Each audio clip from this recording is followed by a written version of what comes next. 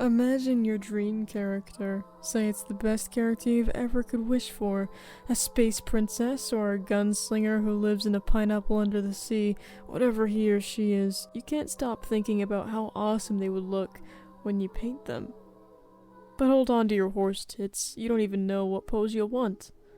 And you'd never catch yourself settling with a T-posing freak. I have an array of different methods that I regularly use whenever I'm painting people.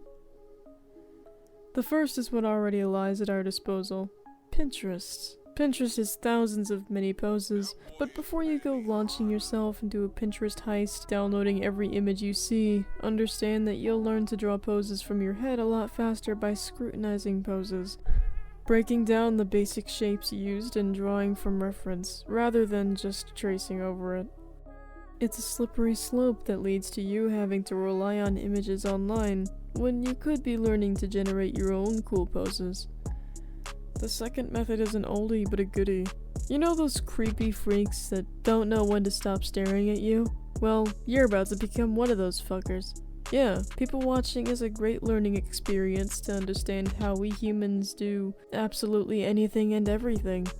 Even if you're watching a man having an existential moment about how his life choices ended him up at Hot Topic, he is still naturally posed, contrast to a stiff approximation of what a person could look like in that moment.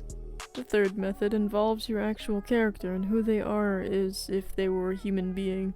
Just like a person, your character may have a particular posture when she sits or stands, or perhaps a unique way she expresses herself with her hands. Whatever her personality may be, it may be reflected in the way she does anything. Personality isn't the only thing that plays a role in movement, however. If your character is a physically active one, she might stretch, or be energized and willing to commit to her poses. I know when I stand, my head succumbs to gravity and falls back because I'm tired 90% of the time. I always stress to look at yourself for reference, and even take pictures of yourself while doing the pose that you want to paint. You have a body, man, use that thing. I'm gonna make a few poses using my favorite guideline. The circle represents the head, the vertical curved line is the spine, and I'll make two horizontal lines, one representing the shoulders, and the other will be a stand-in for the pelvis area, where the legs begin. The reason for these two lines is this. If you apply this guideline to any pose, the two horizontal lines probably won't be perfectly parallel. Slightly tilting these two lines generally make the pose more dynamic. I'm drawing this pose from my head, and I'll explain exactly what I'm doing here. When I go about poses, I make sure to treat the body as if it's in a virtual space rather than just sitting on a flat piece of paper.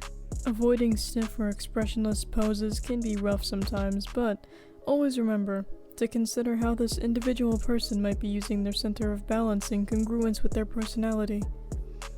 The girl I'm drawing has her weight centered in front as she's dramatically leaning forward with confidence. I wouldn't look at this girl and think she must be shy or mousy. I've gathered some poses from Pinterest. Let's break these suckers down into basic shapes, and how these shapes are three-dimensionally utilized. Let me introduce to you these two lovely specimens. One pose is dramatic and the other is mild, but effective. See everything going on here? How everything's like going and curving and being all extra like this? Well, don't think about that right now. First off, before I do anything, let me just lower the opacity so we can see what we're doing. You got yourself the head. That's a good enough circle for now. You got yourself the spine. And let's go back to the two horizontal lines we're talking about. It's very important in this particular image. There's a shoulder here, and there's a shoulder there. Boom. Connect the lines like that. Very dynamic, this one pose is. And then the next one, it's just simply this. Now for this guy. You have your head, you have your spine, kind of slouching a little bit, or at least it looks like that. I don't know, his shirt's pretty baggy, so I don't know exactly what's going on, but it's approximately. You have your shoulders. That's not a line. You have your shoulders. There we go, that's a lot better. Just like that. About those shapes we were talking about. Arms, simple, they're just cylinders. This shoulder right here goes off behind her. You're barely going to see this part of her arm, but it does end in this kind of curve. This part, it's just a triangle. That kind of cuts off. Same with this arm. Just triangles.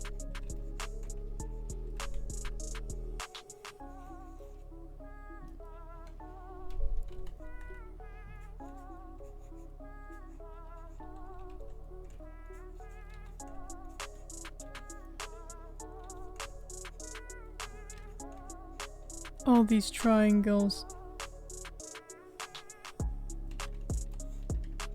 Now, about the hips and those shoulders.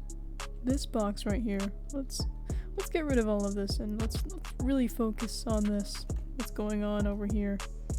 This is not facing completely forward towards us. This is kind of like an angle, so I know this woman is very round and curvy, but let's just think in terms of boxes. It's kind of going like this. You get the gist. It's going like that, and her torso it's going like that. Pretty quirky, right? So keeping that in mind, let's just make that box. And then her hips, like that.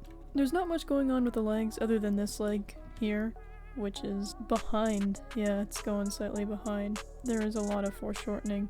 With her shin here, it's barely visible. Let's move on to this guy. This guy's a lot simpler. You got your shoulders. Box is kind of going like this.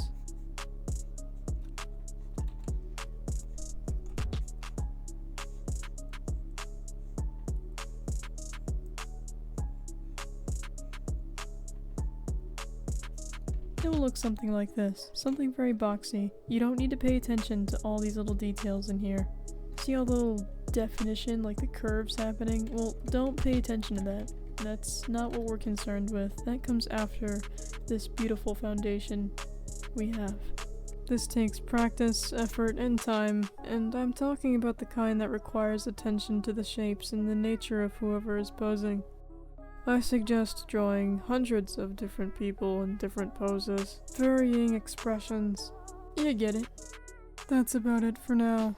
Throw down any questions or thoughts in the comments below. As you could probably tell, I have not slept in an eyebrow-raising time, and I'm feeling the effects of that as my eyelids are gaining exponential weight. I'm gonna dip before I face plant into my drawing tablet.